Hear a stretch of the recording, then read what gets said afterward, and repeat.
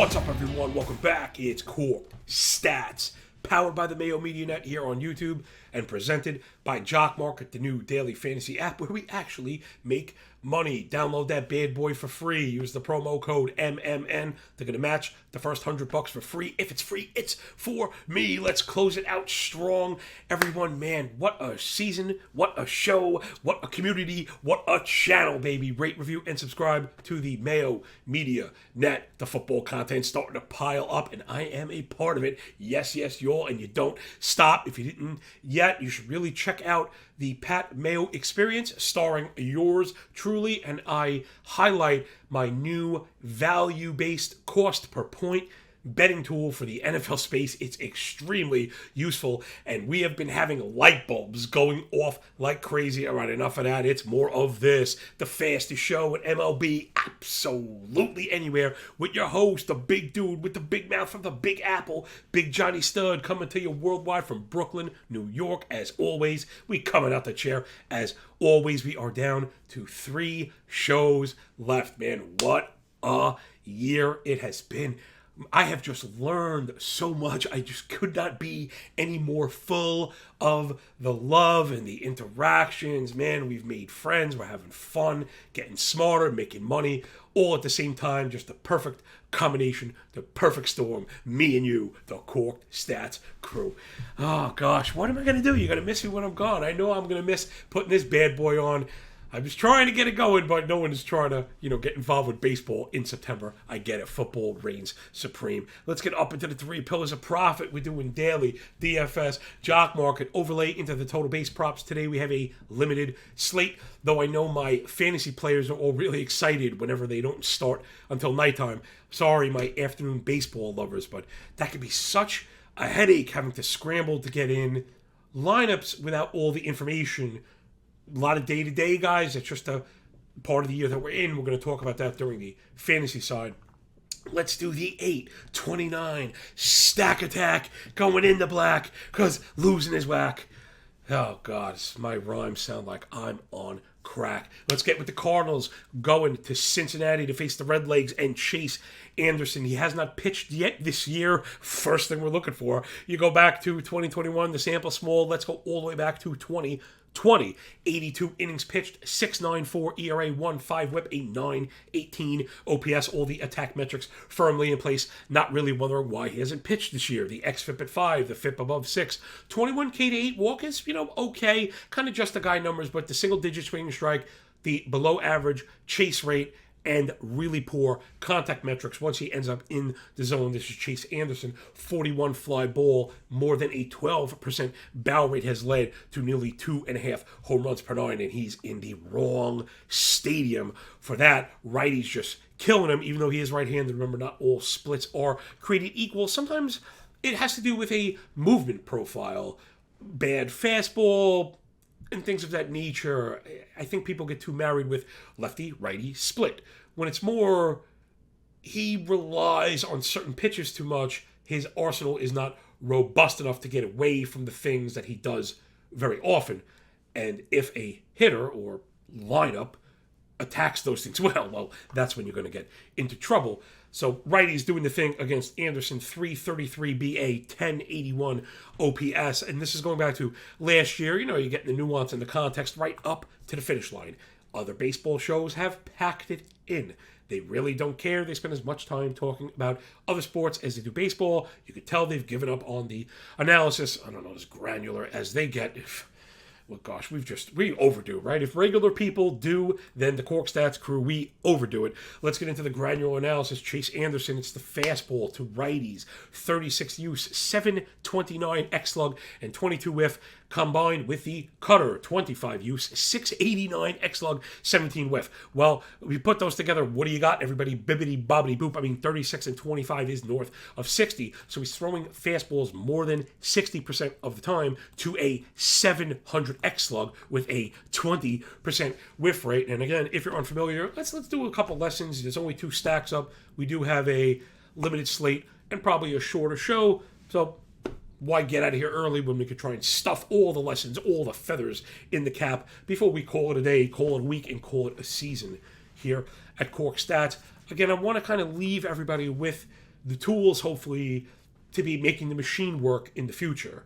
Once I pull the plug on MLB and go dark, you're not going to be getting the tools. I may do the algo depending on my days. I have paid work and deadlines and other stuff coming up. So obviously baseball, my true love, but I may be more selfish about it. People would ask me if I'm going to launch a paid Patreon.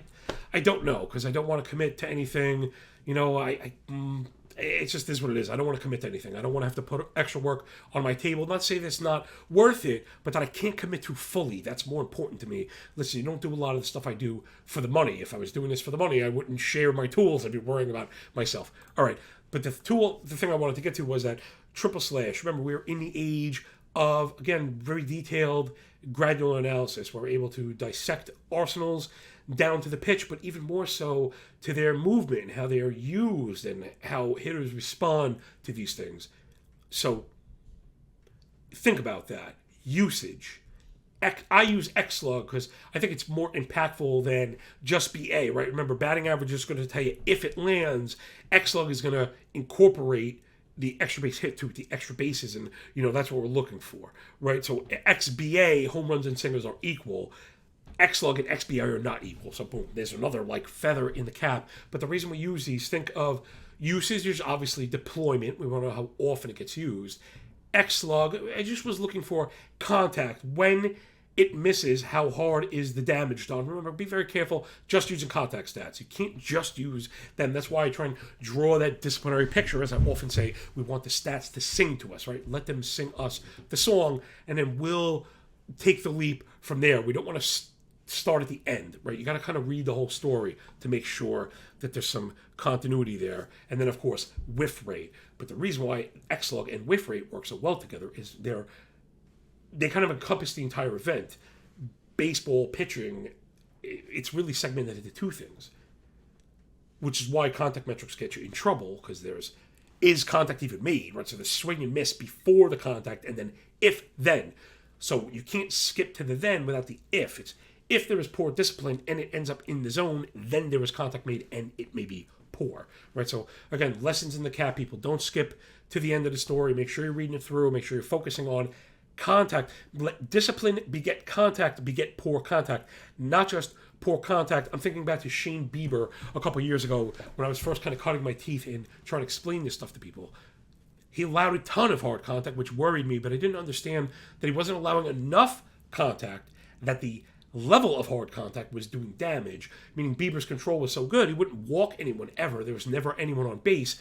So from time to time, he would challenge hitters up in the zone with fastballs. And again, if you're following our work, you're going to end up giving up home runs in that case. But if they're solo home runs, the guy's going, 8 1/3, I don't think anybody cares. So again, right? See how we put these things together? It really means a lot to me that people kind of understanding and then applying on their own. And if you're appreciating all the stuff that we do here, please press the like button, put your cartoon fingers inside us. Remember, it's because of you that I'm being picked up for football. I owe every single one of you an honest debt of gratitude. That's why I put in the work that I do. That's why I do my very best to answer everybody. I mean, I get the DMs in the middle of the night if I can.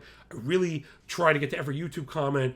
It means a lot to me because we do have a symbiotic relationship. Remember, I'm not big timing anybody. I don't think I'm somebody and you're nobody. We're all nobodies, and let's do it, together and get paid on the back of these books while we make friends and have some fun. Boom. Let's get back into the hitting side of the Cardinals, and that was a rather large tangent. But hey, man, that's what we do. What are you gonna do? Cancel me? I love it. All right. So we know Chase stinks. He's struggling against righties. And probably the most important thing, it's in Great American Ballpark. I was running the park factors here. I mean, it's literally neck and neck with Coors. In fact, I probably prefer to hit home runs in Cincinnati than Coors. Coors is more of a Babbitt Park, Great American Small Park, home run derby on deck. Give me the Redbirds. It's Goldie last month against righties, 84 plate appearances, 50 hard hit, 12 barrel, better than an 8% blast, 362 BA, 290 ISO, 1100 OPS, 5 doubles and 5 home runs. Goldie is the Mac Daddy. Now remember our triple slash here again. I'm going to be hammering home all these lessons. Our triple slash is not the old boomer triple slash, which is average OBP and slug that nobody cares about. We use BA ISO OPS. Remember, ISO is a literal translation to extra base hit rate.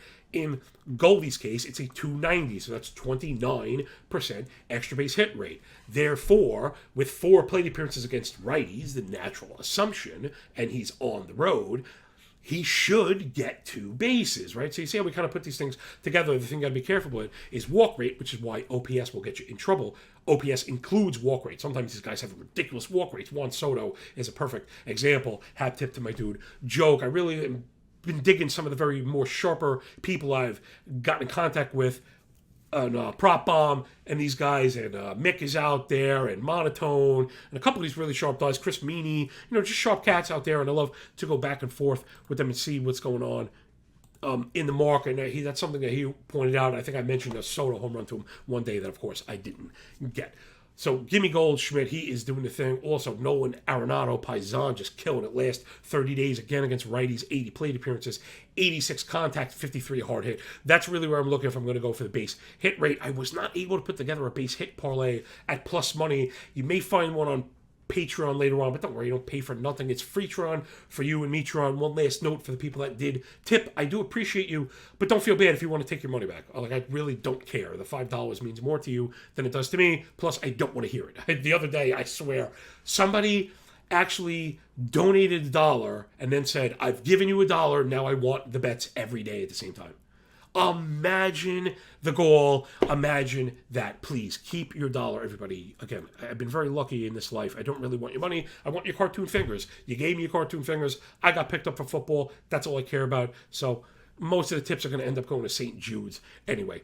So Arenado with the high contact rate, something we look for when we get to the base hit stuff, total bases as well.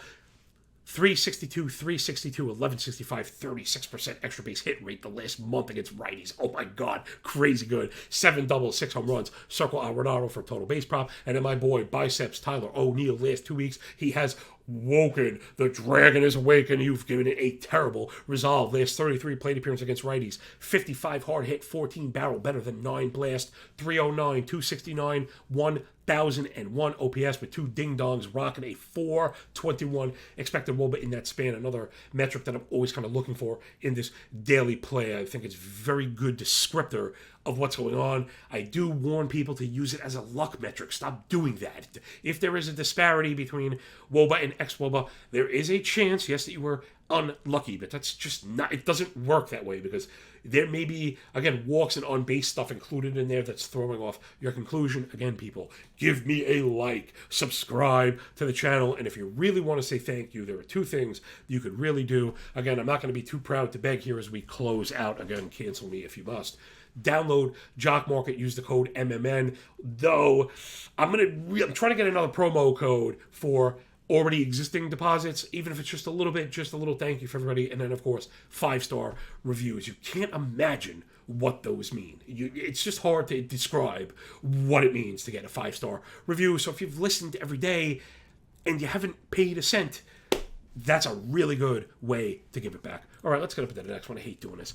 Give me the Fighting Phils from Broad Street going against the Snakes with shapes on their back in the desert. And Madison Bumgarner, 4.5 ERA, 1.4 WHIP, 8.04 OPS. Not generally all the attack metrics we go after, although you've heard me say this every 5 days for the past 3 months. Those overall numbers are starting to get worse, right? The expected ERA and deserved ERA north of 5. Single digit came out as walk. 8% swing and strike, a 29% O-swing leading to the 88% in-zone contact rate, right? So there's a perfect example of a song. The song being sung, the disciplinary problems here.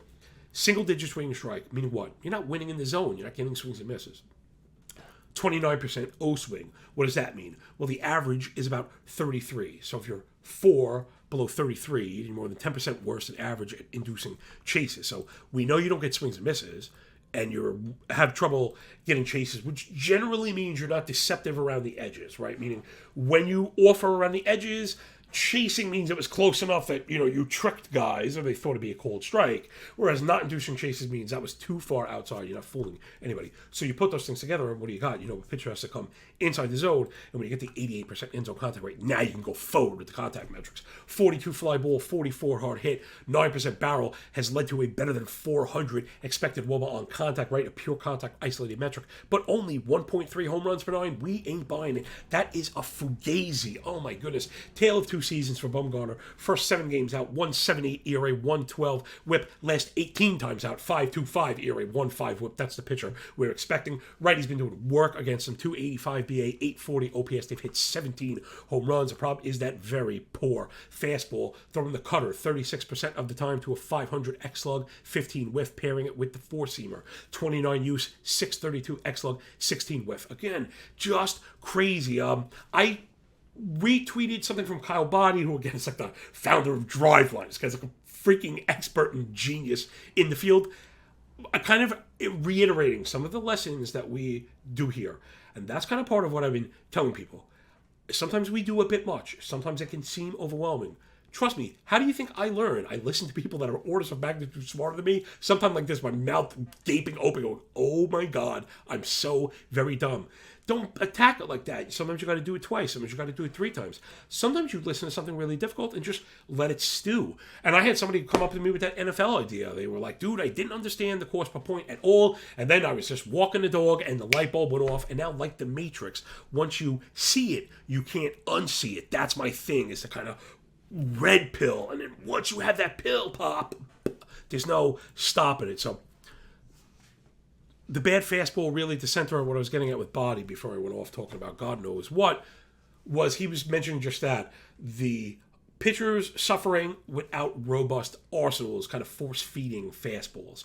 And now that everybody's throwing much harder, hitters in general have adjusted, or at least relatively.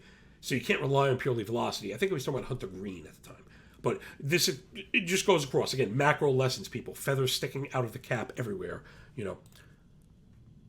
Too many fastballs, too many hard hit balls, too many home runs from Bumgarner. So let's get at those fighting Phils. Reese Hoskins, Reese's Pieces just destroys lefties, man. 133 plate appearances on the year, 51 hard hit, 16 barrel, double-digit blast, 304, 238, 10, 14, triple slash, 15 extra base hits, and 400 xWOBA, checking every single box. Back Hoskins, big time in that ballpark, top play for Jock MKT today. Also, Adam Bomb through 137 plate appearance against lefties on the year. Also, he has just been excellent against them. 48 hard hit, double-digit barrel, 352 batting average, 216 ISO, 952 OPS. Let's hold it up right there, give you an idea of how to apply these things. 352 batting average to 216 ISO means you want a single play, not a total base prop, right? You don't want 2 bases. The plus 300 batting average, super gaudy. The sub 25% ISO should pull you off the total bases. Now, again, he does have 14 doubles on a year against lefties, which is awesome in the 399 xWOBA. But again, just be careful. That's when it happens, and those things might fall apart. If your model, in Cincinnati takes you over the top, then go get it. But just to give an idea about how I like to really get into being selective, which probably has been at the center of I haven't done great. I should be maybe opening up these portfolios without opening up the risk. We'll talk about that when we get to betting. And then last up, it's Gene Segura. Last 25 plate appearances against lefties. He was injured. Now he's back and looks excellent. 1,000 OPS on him on the year. But more importantly, he was just blowing up the individual pitch model versus fastballs, four-seamers, and cutters from lefties on the year. 90 contact, 19 barrel, 19 blast. That is ridiculous. 472 xWOBA. His home run prop is at plus 500. I pulled it down because I'm a coward. Now I'm thinking back, he didn't. Again, I'm not perfect. I know I do it too with content creators. Think like, oh, this person knows everything. They work so hard. They have such a firm grasp. Now, I would say I am extremely disciplined, maybe too much so, but I didn't mark it. Now I'm like thinking maybe I should have. Those numbers are just awesome. Gene Segura in Cincinnati at plus 500 for a home run. He's certainly a pop. We're definitely rolling him out in Jock MKT. And more than anything, again, people, remember that 9th frame. Teams that are favored in these smash spots on the road are where we want to be. You lose the 9th frame. It doesn't sound like much, but 11% of the total is a lot. So there's your 2 stacks with like 49 and a half lessons. Give me the Cardinals and give me the Phillies and the 829 stack attack brought to you by Jock Market, man. Love that. And if you like Jock Market for baseball, it's I think it's more built for football. It just makes a lot more sense. And again, something we've mentioned in baseball, they split the slates on us, which made it tougher. Football, you don't have that option. So like the 1 o'clock stuff, we are gonna go bananas. Because why? Because we bucked the system, we bucked the trend. I don't care what anyone else does. And again, if you're into football, I'm gonna be doing a show for Patty Mayo. Look for the Mix, Mayo Media Mix. It's gonna be me on game days. So I'll be doing Monday and Thursday for standalone, and then like a Friday, Saturday game. I'm gonna try and come up with something really excellent for everybody to cover the full slate. We're gonna be using Run the Sims, and I got all types of cool tools and graphics, of course, to highlight getting you paid. All right, let's do the second pillar of profit. Fantasy news and notes. So we have injury report for the weekend, and then I have the drop zone, for my NFBC players or just volume players at large. Setting those lineups, I've noticed something that's been very helpful for me, somewhere I've gotten in trouble, I should say, was looking past healthy players that aren't playing. And it's funny, how could you start somebody who's not playing? I'm going to name some of the names. You wouldn't notice that right now Dylan Carlson on the Cardinals is not playing. If you're setting 10 lineups, 20 lineups, it's very easy to see Dylan Carlson without an injury box next to him. They're playing 6 games or whatever it is, and you thinking this is perfectly fine, but it's not. So that's something I've done that's really made me a lot better. I'm really praying that there's enough time in the season for me to catch everybody and get the money of all these leagues, because I started terribly. We were like in 13th, 14th, or 15th place 7 weeks in, 9 weeks in. I was ready to call it quits as an analyst. Every single team is in like 5th or better, but none are in like 2nd or better. So I get slowly all moving up. And a lot of it is because of the ads and the work we'll be doing here. Staying sharp, maximizing plate appearances, always doing your fab ads, being smart with your bidding. Again, hat tip to my friends, Rob DiPietro, Zach Waxman, 2 overall winners in NFBC. Again, you can't do any better than winning a national tournament. And again, anybody could win something accidentally. You don't win a national by accident. That just doesn't happen by accident. These guys are insanely sharp, and they're both not afraid to kind of push back on me, which I like. I'm aggressive and brash. My friends don't care, and neither do I. Want people to shove on me, and Rob and Zach do just that, and have really been at the center of that. So again, with only a couple days left, fantasy, that is like number one. The draft matters, but it's all about that in-season management. Highlight the leaderboards, look for swings and misses, look for the suppressed contact, forget about the results. For hitters, you're looking at the contact rate, you're looking at playing time, always being on top of that. And surrounding environments in ballparks really matters. You're rolling out Donovan Solano, in Cincinnati every week when they're at home, you're looking really smart. Same with Elenius Diaz. For 6 weeks, guy was carrying us. So again, ignore the names, ignore the outputs. Let's get into the news and notes. Not too much. Avisail Garcia for the Marlins. He is playing in the minor leagues. He should be back. I think Burdick will probably get the sayonara, so say bye-bye Burdick. Nick Senzel is out of the lineup. No one is shocked. Jorge Polanco has now missed a couple games with left knee soreness. He's day-to-day. Nick Gordon, our boy, starting at second, starting at short, starting in the outfield play. Get with Nick Gordon. I hope you picked him up. He's been excellent for us. Luis Robert out again for Sunday, but they are expecting him to play tomorrow when the series resumes, when White Sox games resume, I should say. He pinch ran yesterday, so that's always a good sign when a guy gets in as a sub. I actually like that. I hate when they start and we didn't get a chance to start him and then they go a yard or something. So finally, Lou Bob is back. I don't know, my underdog playoff teams are getting smacked around right now because I lost Wheeler, I lost Nestor Cortez. Bryce Harper is down. And Giancarlo Stanton has been out. It's just been really tough. Anyway, Brandon Lowe for the Rays out again. He got hit on the elbow and he's been having a tough time getting back. They've been playing Paredes instead, has been phenomenal. So just keep an eye on Lowe. It's really rough. Usually when they don't nail him on the IL right away with the hit by pitch, he'd probably be back. But it's tough, man. If I have the ability, like NFPC, to set the bi-weekly lineup, set it bi-weekly, I should say, I don't start guys that are missing days. That's just me. Javier Baez left the game yesterday with back spasms day to day, but I would not start him. In fact, he's on my benches in most places. What a disappointment. We knew there was a downside to him, but it's just gross. Just really, really gross. Again, big contract first year. Maybe that one was a little more obvious than we want to let on. And then Evan Longoria left yesterday's game. I know it doesn't sound like a tremendous deal, but that does mean that J.D. Davis is Pop to get playing time every day. So we know when he plays, he can stick it. I know I have JD on a couple of draft champions teams. I'd be really glad to put him in that CI spot at the back end. So that's the injuries. And then just a couple of drop zone candidates. Most of these are drops. I don't know if I'm dropping Carlson yet because of the talent. That's how you get in trouble, right? Falling in love with jerseys and names of guys that aren't playing.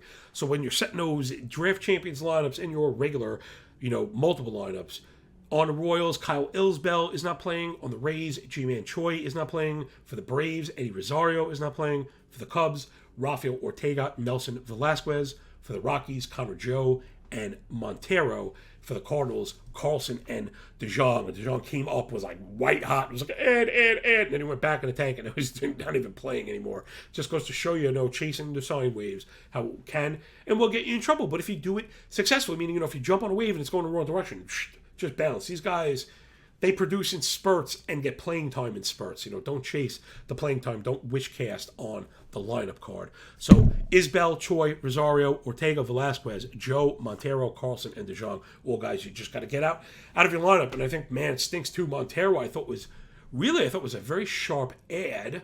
Games and Rockies, playing all the time, producing like crazy.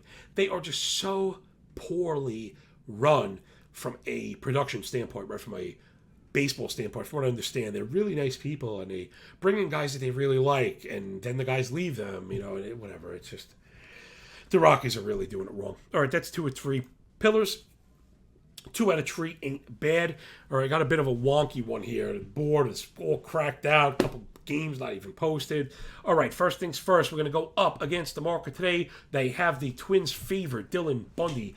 4 touchdowns for Polk High, but that was a long time ago. Going up against the Red Sox and Brian Bello. I think the Donkeys are on the surface stats here. Bello has a 7 ERA, 2 whip, 950 OPS, and this is the guy we're going to be backing. But I see a 3 FIP, 3.25 expected ERA, the 97 mile an hour fastball, the ability to win in the zone, his in-zone contact rate at 80, keep the ball down on the ground, 68% ground ball rate. 3% barrel, 1% blast, yet to allow a home run with a 282 X WOBA, which are all excellent. Then if you dive into the arsenal, he does not have a single pitch with an X slug above 350. And in fact, every single pitch in his arsenal has a slug 130 points higher than his X slug. So he's been very, very unfortunate as far as batted ball luck goes. There's a lot of whiff there. Check it out in the changeup. 24 use, 174 X slug, 44 whiff, and he has a 28% whiff rate on the fastball itself, which coming in 97 miles an hour, like I mentioned. So he's actually very, very good, and he was dominating in the minor leagues before the call-up. So one thing I want to get to, here's a good lesson. This applies for betting, fantasy, and everything. This is almost like the template for the prospect pitcher. They come up to tons of hype. After dominating the minors, everyone's excited. They drop all their fab bucks. He stinks. We bet against him. We get paid. He gets sent down. He starts to look good. People still bet against him. See, that's where we differ. Reed Detmers, this is exactly what happened to Reed Detmers. This is exactly like to the T what happened to Reed Detmers. What happened? We've stepped on that rake. We bet against Reed Detmers the first time up. He was excellent. I tweeted, we lost the battle. We're not going to lose the war. We added Detmers everywhere. He's been a GOAT down the stretch. So Bello has the same opportunity. Make sure you add him everywhere. If he's good today, the alarms are going to be going off. So I like Boston first 5 money line plus 105. Do not ever bet on the Boston bullpen. Never, ever, ever bet on the Boston bullpen. They are just despicable. Boston offense has been very good. Last 250 plate appearances, 315 T batting average, 840 OPS, leading the league in hard hit rate. That number's up over 48. 358 team WOBA, 131 WRC plus. All the good, delicious stuff. Twins have been, like really below average. 233 team BA, 311 OBP, 690 OPS with a 25% K rate. That's the thing we're going to be looking for, is that elevated K rate from the Twins. Brian Bello, I think, gets it done for 5. Remember, the race to 15 outs, not quite the same as having to win a Major League Baseball game. And then let's get into my first 5 team total. So we're going back over the weekend. We hit Friday monster, lovely parlay, like a plus 450 or something. Awesome. Love that. Then over the weekend, Saturday we missed, which was a bummer. Saturday was, what a disaster. What a disaster. The team totals didn't get through, but we were in line to just smash two different big parlays. Needed the Yankees and the Mariners. They were both tied after 7. We lost them both. I mean, unbelievable. That has been the story of this season. Yes, I understand. It's parlays and it's money lines and, anything can happen. And it's baseball. Blah, blah, blah, blah, blah, blah, blah. You got the two better teams. You got the two bullpens. Please, don't. We've been doing this long enough to know you expect to win at least one of those bad boys. And the way this season has been, we're losing both every single time. It's unbelievable. The Mariner game was for an 11 plus 1100 parlay. What a thumb in the eye. Oh, and I think they had the lead in that one too. Just heartbreaking stuff.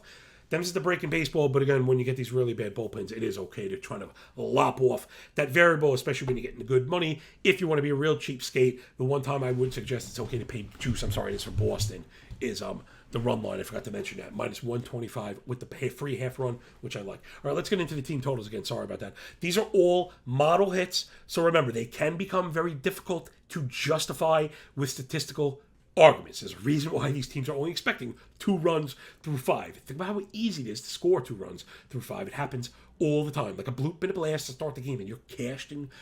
It's out there. How often do bad pitchers give up 2 runs for 5? The answer is very often. So we've got, these are available on DraftKings. Angels, the Giants, and the Cardinals. The Cardinals, you'll see for the audio-only listeners, they're at 2.5. Generally, I'm looking for 1.5s, but at the end of the day, I really am looking for anything on my model that clears by more than 3/4 of a run. The idea being, right, we're looking at these things in terms of like a ray, that the ray is going to get us over, the vast majority of the time to hit that strength. You're right, so if the line is set at 1.5, we want to be up over the model yelling 2.3, right? So we're fully expecting heavy 2s the majority of the time. In this case, right, it's okay to go with the Cardinals. We laid that one out there in Cincinnati against Chase Anderson. So that one is covered. Go back to the beginning for all the awesome analysis that we do. Then give me the Angels and the Giants. So sadly, it's the Angels up against my boy Frankie Montas. He's given up 2 earned runs or more in every start since he's hit New York. The Angels are also healthy. Mike Trout is back. Remember, they're a much different, this is a much different lineup when Mike Trout is in it than when he's not. And you really start to see that reflected in the team offense. Even, if you look at the offense on the season, the Angels, gross, where he's been out, awful K rate, bottom 5, awful zone contact rate, awful WOBA, all bottom 10, 290 team WOBA. Look in the more recent section since Trout got back, and all of a sudden they're top 5 in home runs, and they're not putting the ball on the ground as much, and they have a 106 WRC plus. Now, granted, 106 WRC plus, not like we're not screaming to the mountains, oh my God, you're a little bit better than average. But they're better than average. And I don't think the market is on there yet, right? They get the narrative and the stink, stank, stunk attached. So give me the Angels against Montas. Unfortunately, all we're going to need is a bloop and a blast. We know he's been vulnerable to those, sadly enough, as much as I love him. He's been very bad on the road. He has a nearly 6 ERA on the road this year. That's Frankie Montas. The contact's been really bad. He has that 5 blast rate that we always kind of worry about. He also has a +5 Sierra last 40 days. So give me the Angels to score 2. We got the Cards to score 3. And then Los Gigantes going up against Mike Clevenger, who I do like Clevenger. But again, I'm not sure how you really cap for 2 runs. I mean, the model is what it is. It's all the weighted averages. I'm not going to start messing with it and start adjusting it. Here, let's take a look at his game log. He's allowed 2 earned runs in 5 of the last 7 of the last 9, and he's kind of struggled as of late. Clevenger has a +5 Sierra last